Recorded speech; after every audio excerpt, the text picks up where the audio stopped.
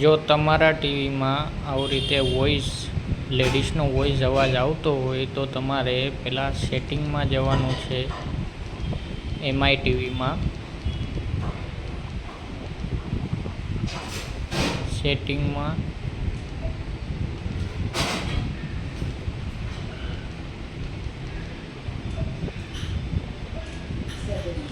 સેટિંગમાં જઈને તમારે એડિશનલ સેટિંગમાં જવાનું છે.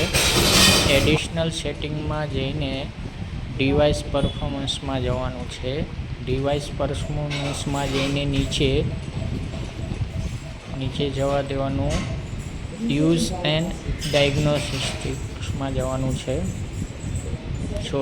એમાં નહીં જવાનું, એસેસિબિલિટીમાં જવાનું છે.